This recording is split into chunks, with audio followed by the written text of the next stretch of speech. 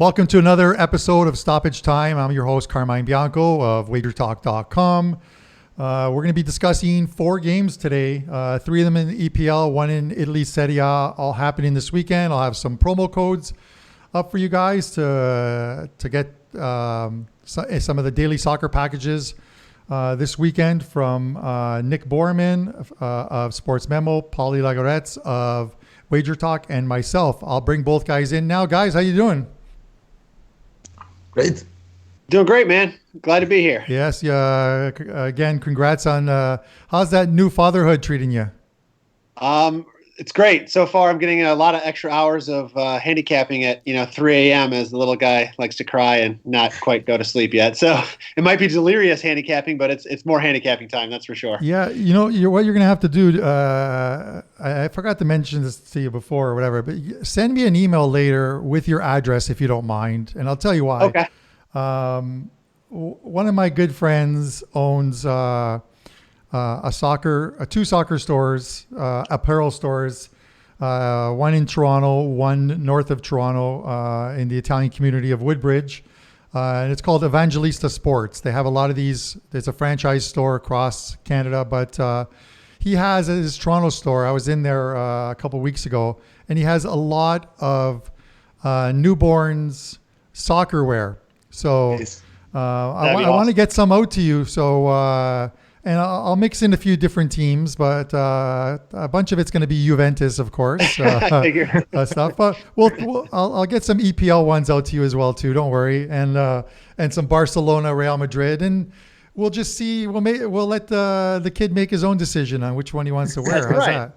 Well, I'll get him in a couple of them as we go over some of those games each week, and maybe what my pick is. I'll put him in that uniform that day and kind of show him on the screen. Here's the pick.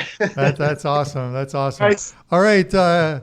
What about you up there, man? How's that weather in Europe? It's starting to stabilize, I guess. We still get hot during the day, but during the night we experience some cold. Some cold. Yeah. It's the cold season is about to start. I looked out my sliding doors of my backyard this morning, and I saw the snowman that I built with my 5-year-old niece last week. It's gone from 3 down to 2. There's the head melted off. So we've gotten some nice weather, but winter's around the corner in the Great White North here. All right, guys, listen, we're gonna kick it off right away. And the first game is sort of important. I think it's even with Manchester City playing Chelsea later on in the day on Saturday, I think the big game as far as the media is concerned has to be this West Ham Tottenham game. Obviously a big shocker midweek with Maurizio Pochettino being let go along with his staff, 3 coaches at Tottenham, and the very next day Jose Mourinho, who's been itching to get back into the EPL, found his spot. And for me, it's a bit of a surprise before we go to this game that he would choose Tottenham. The reason being is, the board there and the owner Levy just does not spend a lot of money. He didn't do it for Pochettino. So I'm not sure if there's any type of a deal that was worked out with Jose or with promises to spend money in the transfer markets. But I'm kind of surprised. But when you look at the top teams and City and United and Chelsea and Arsenal and Liverpool, their coaching positions are pretty much locked up. So the only spot if Mourinho was going to get back in was going to be with this Tottenham side. So I want to talk about this game right now, sort of looking at the line. Tottenham is minus 129. West Ham is plus 330. And the draw is 328. The total is 3 right now, and it's pretty much the juice is split between the over and under. I'm going to go to Nick first for your thoughts on this game.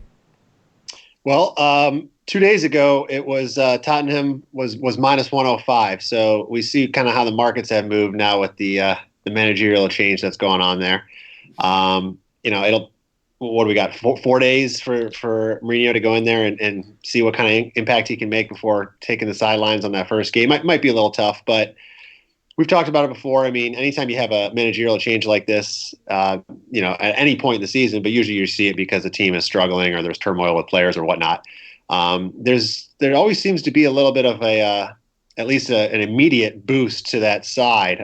We saw it last year, both Southampton and United in Mourinho's opposite situation. Yes. Saw that happen where, the managers were gone, new ones came in, and 3, 4, 5 games in a row were won by that side. So it seems the markets kind of are reacting to that and thinking that may be the way. For me, two schools of thought. That's one. The other one, I always like to try to make sure the numbers kind of match what makes sense, because that would be the play I would look to based on that change. But really, we've talked about Tottenham's struggles before, and the numbers do not back up Tottenham going in here and winning. And now it's pushing that 3/4 of a goal line number on the Asian handicap market.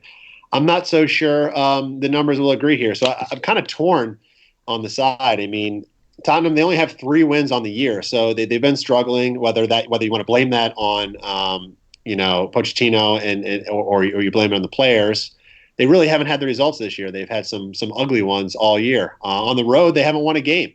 The Hammers are certainly not the cream of the crop in the Premier League, but catching this number, I had this game closer to a pick'em price on the two-way line, or maybe West Ham catching 1/4 of a goal. So I even had a little value on the home side before, but now the way it's moved, I don't know. I think the Hammers, at least by the numbers, probably have the edge in this game. But with the boost to some excitement with the managerial change, it's kind of, I'm torn. I really can't go for a side there. So if I look at the total, the only argument I'd probably make is to the over.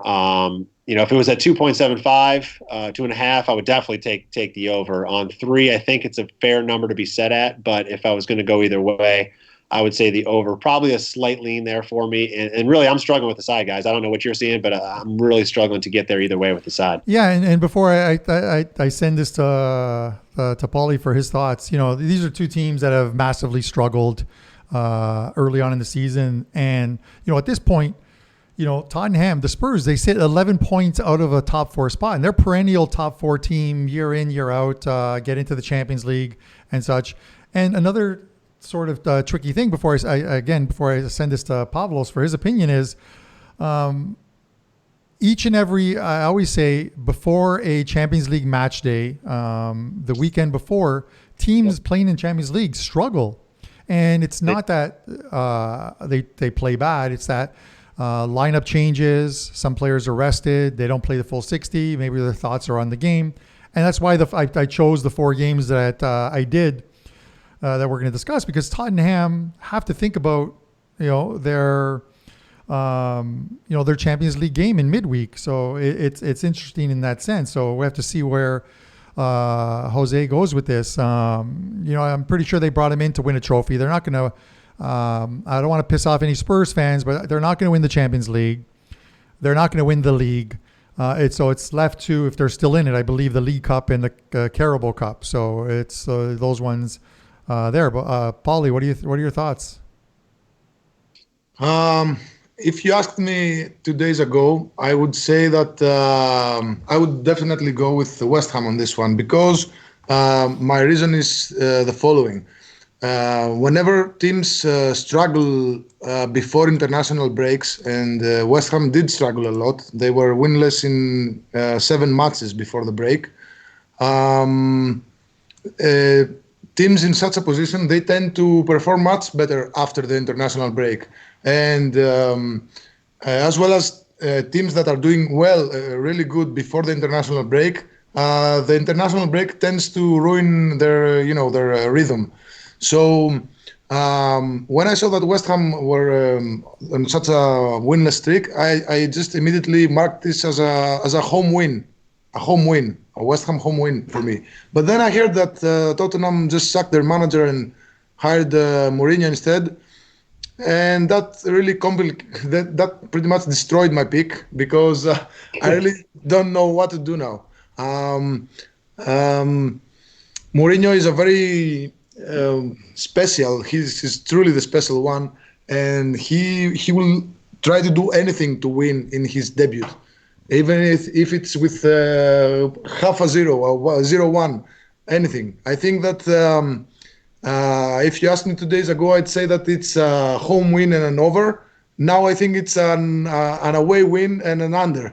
I really don't know. This just complicated me. So I think I'll go with Tottenham on this one. I don't know. I really want the Hammers to win, but the great thing is that this is the if you live on the East Coast, this is the 7:30 in the morning game. So if you're still asleep when this game is over, it might be a good thing, given that we can't seem to agree on what's going to happen here. I always like to take the angle a new coach brings in new life to a team.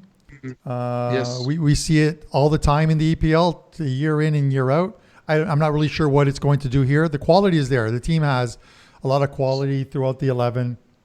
We're going to have to see. He's Paulie Laguretos. You can find him on Twitter at Laguretos. Give him a follow on Twitter. You can find him at WagerTalk, and you can also find Nick Borrman at Sports Memo, and you can find him at BORRMAN00 on Twitter. He's always got free plays up as well too, so give him an ad on Twitter. As you see, there's a promo code up, EPL15, Saturday, Sunday, and Monday. Any one of the soccer cards, and as many as you want for any of us three. You can get $15 off the $25 card by using the code EPL15. And again, you can use that code as many times as you want over the course of those 3 days. All right, guys, we're going to switch to what is supposed to be the biggest game of the weekend, and that's Man City Chelsea. It's a big one. Obviously, City are home. They come off of what could have been a big blow to their title hopes, losing 3-1 at Anfield to Liverpool. But listen, we're only in week 13 of the season. There's still time. They're only 8 points back. It is a lot. But this is such a competitive league that I don't think 8 points is insurmountable, because on any given weekend, anyone can beat anyone, I think, in this league. Chelsea's in fine form, 6 straight EPL wins, tied for second in the league. They're also in a pretty tricky spot because they have a Champions League game coming up, whereas City's already qualified. Chelsea play, correct me if I'm wrong, at Valencia this week, I believe, this week. And they're in a 3-way tie in their group at 7 points. So they'll play their last game at home against Lille, which you would think they'll win. But this is going to be a big contest because I don't think they can afford to drop. They'd need at least a draw, I would believe, against Valencia. They did lose that game to Valencia. So it also comes down to, as far as Champions League goes, if the tiebreaker comes into play, it's the head-on, a head-to-head thing as well too. But again, they're in a 3-way tie for top spot. Top 2 in that group advance to the knockout stages. And it seems like this team has bought into Lampard's way of how to play. Nick. You said it already. This is going to be an awesome game. It's going to be a lot of fun to watch.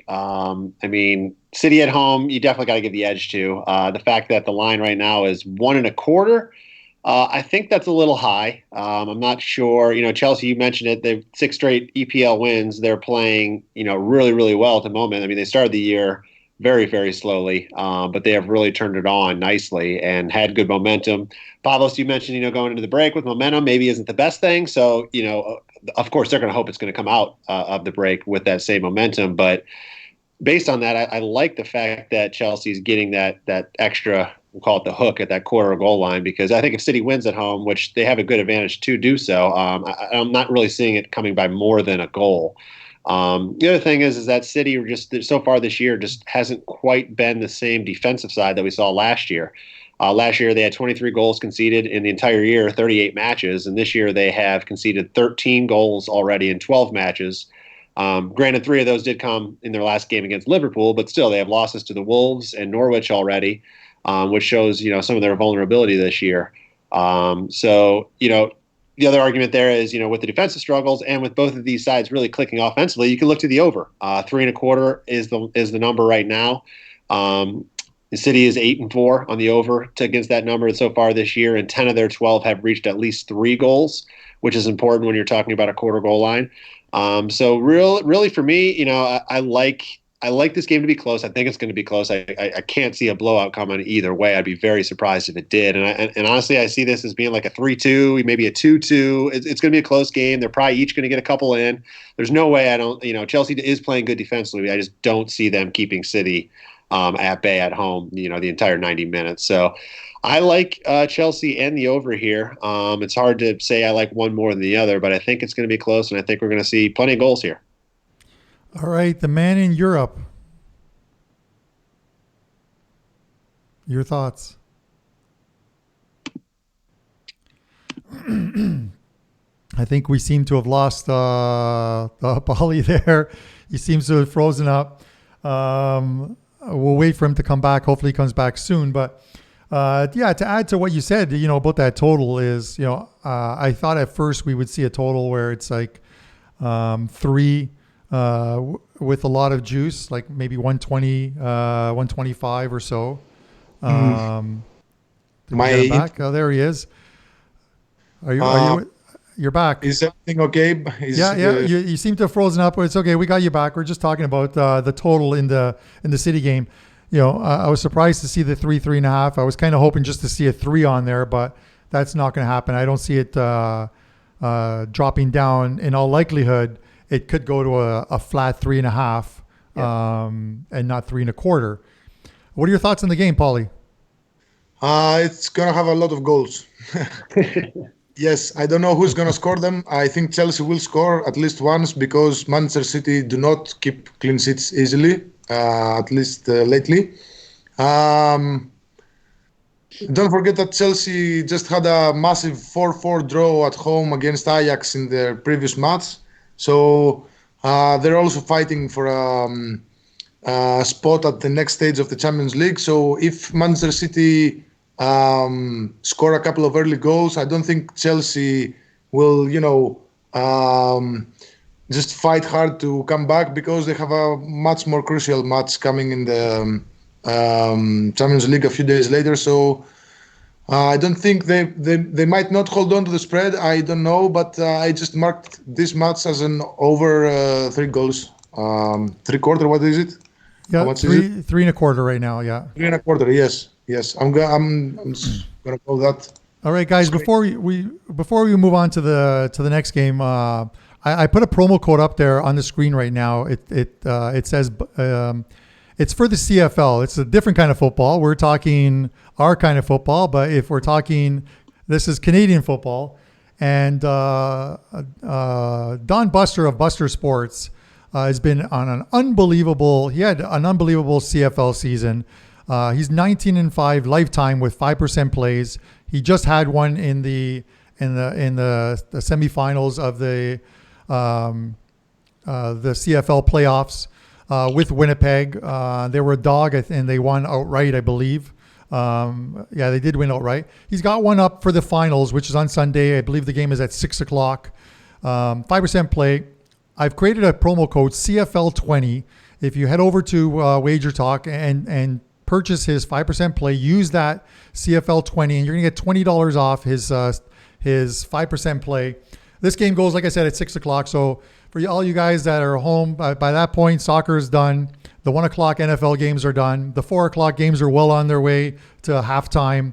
You need some action. CFL, this is the way to go. Get Buster's play. He's been on an insane run year in and year out with CFL.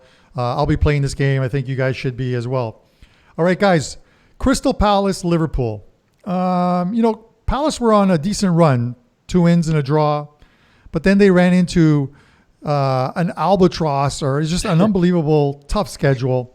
Man City, Leicester, Arsenal, Chelsea. And they literally, in each of those 4 games, they allowed the first 2 goals of the game. In 3 of the games, they didn't even score. They were able to get a point against Arsenal, scoring a couple of them. It doesn't get any easier. Liverpool coming to town. It's a weird game because as much as on the surface, Liverpool, it looks like they're favored by a goal and a quarter now. They're favored by a goal earlier in the day. They're minus 218 on the money line. Crystal Palace is plus 647. The draw is 375.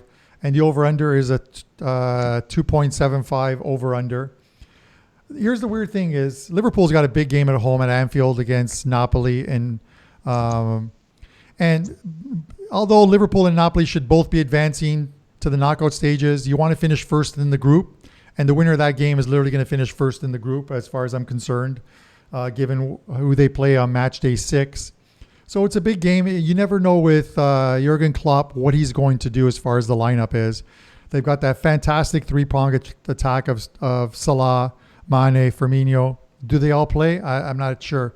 I haven't been able to find any bit of information on what Liverpool's going to do on Saturday, but they have won the last 5 visits to Selhurst Park, so you got to give them credit for that. I'm going to throw this to Nick first.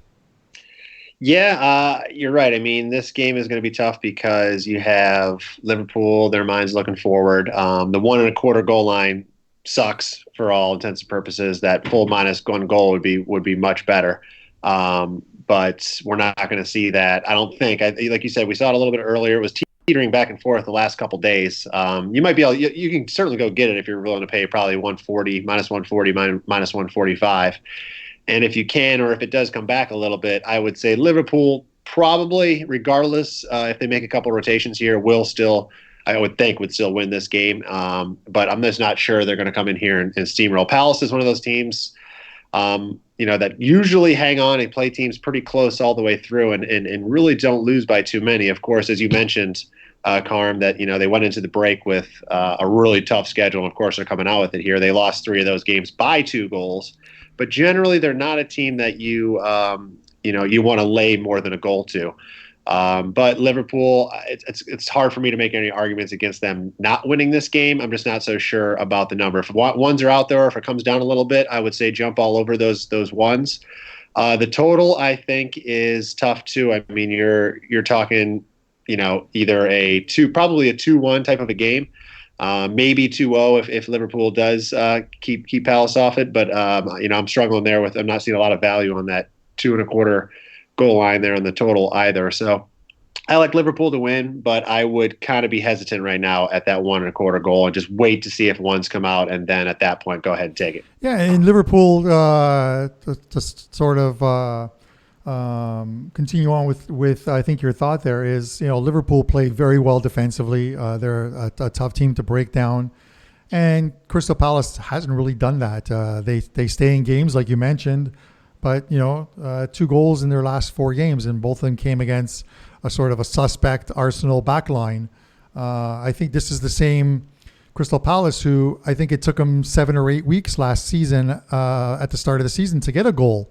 I believe it took them about 8 weeks to score their first goal without looking it up.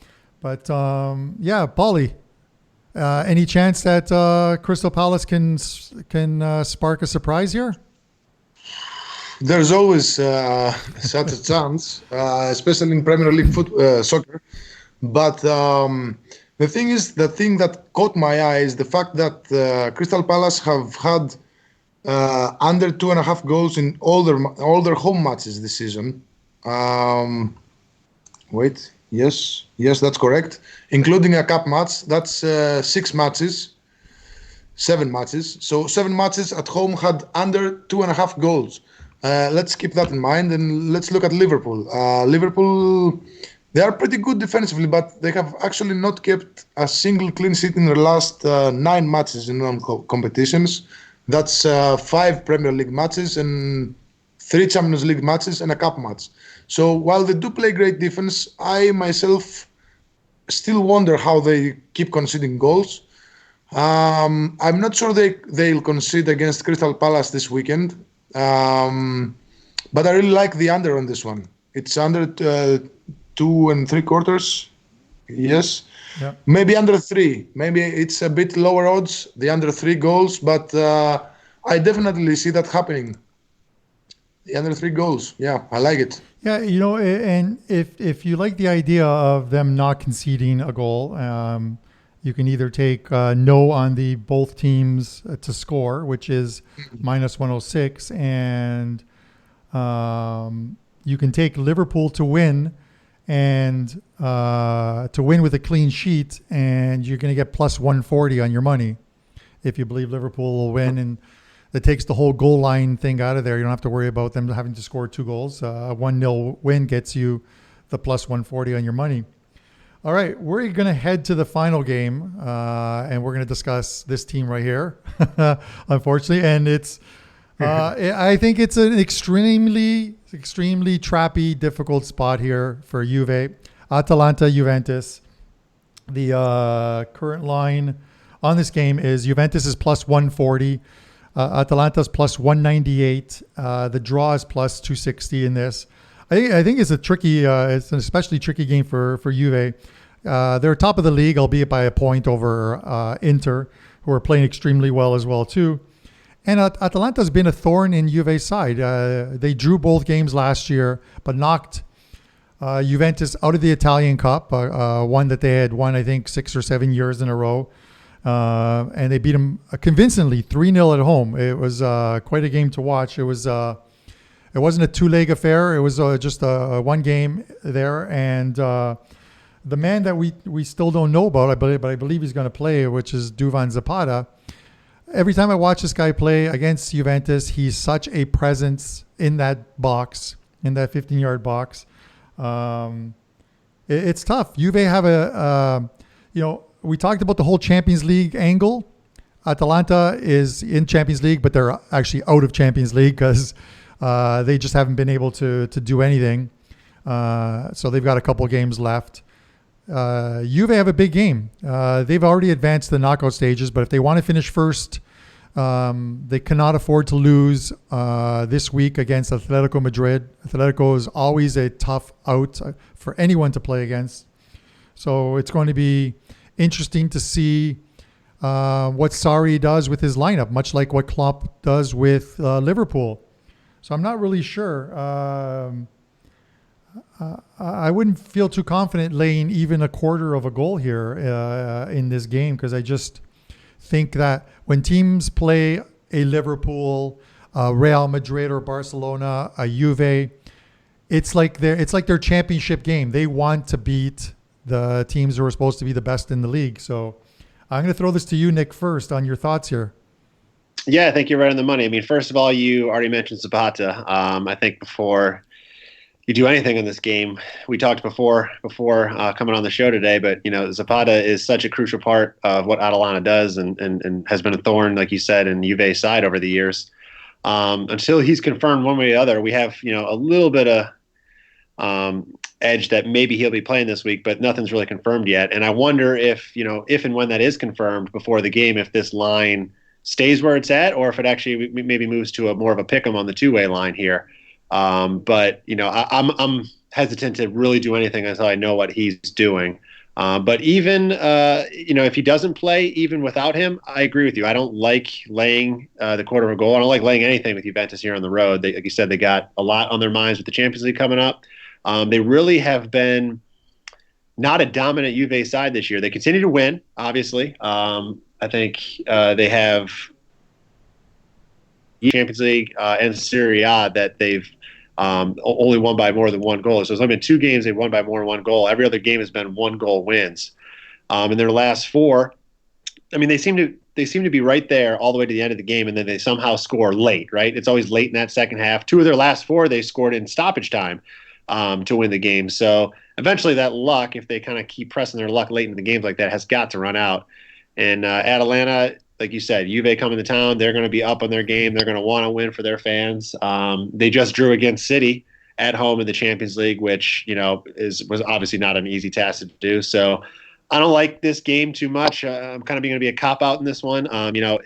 Atalanta would be the side I would look to take catching a number, which at plus a quarter of a goal just isn't enough there. I mean, if you get a draw, it's only a half win. So I don't see a lot of need to risk, a full wager here just to possibly win a half wager if they draw. But the line's not going to go to +5 for plus a half a goal for Atalanta. If it did, I would be on Atalanta. And at a pick'em price, if it did move that way, I think you're just 50-50 throwing money at the wind here. So for me, I don't like laying the number. I don't think there's enough edge for Atalanta to take. So I'm going to watch this game. I'm going to get to see, I'm sure, a great match. I hope Zapata plays, because I know you won't want him to play, Carm, as a Juve fan, but I hope he plays. It'll be a really fun game to watch for sure. Yeah, and as you were talking, I was just checking a couple online blogs that I follow, and one of them talked about the fact that like at practice today, he was on the field and he's expected to return.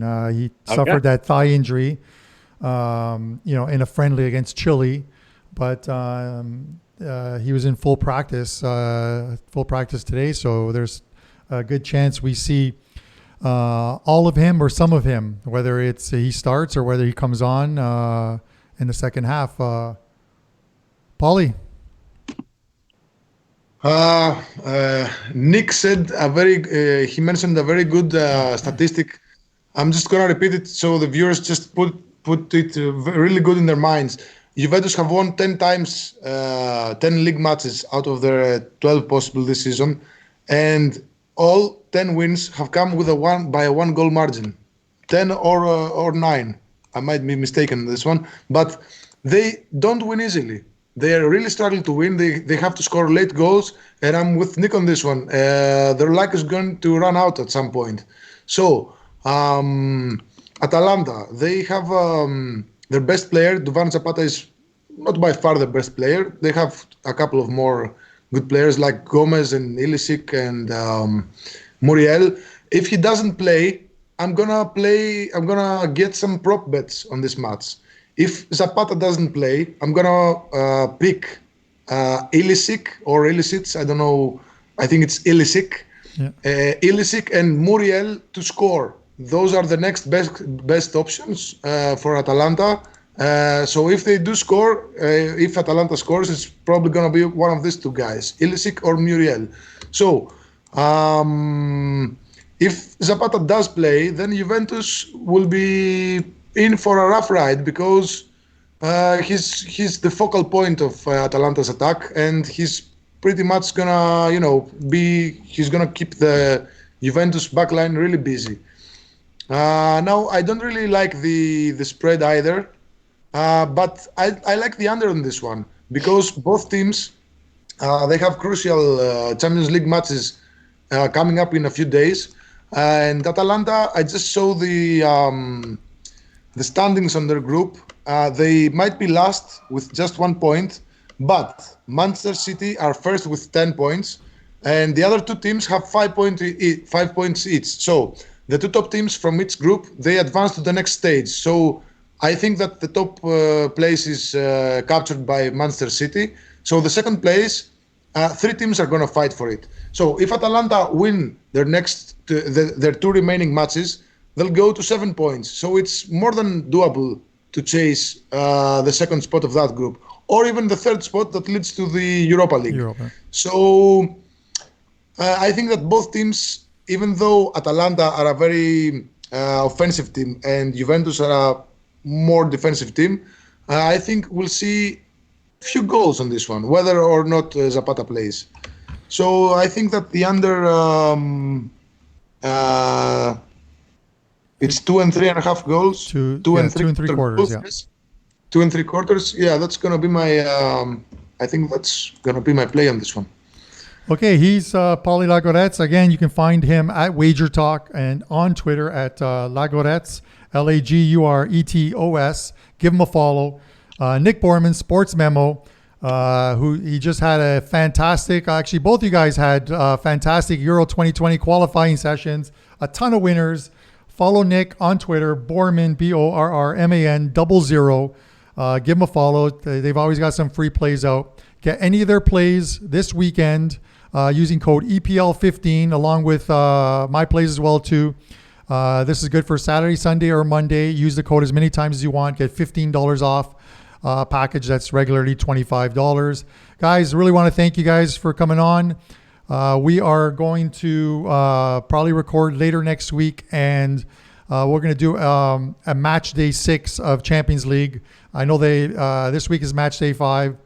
The following week, I think there's a whole bunch of domestic games during the week, but we'll get ourselves ready for match day 6 and a ton of scenarios that are probably going to be in play going into the final match day, and then we'll do a knockout stage special. But guys, good luck this weekend. Thanks for joining, and thanks for everyone who watched.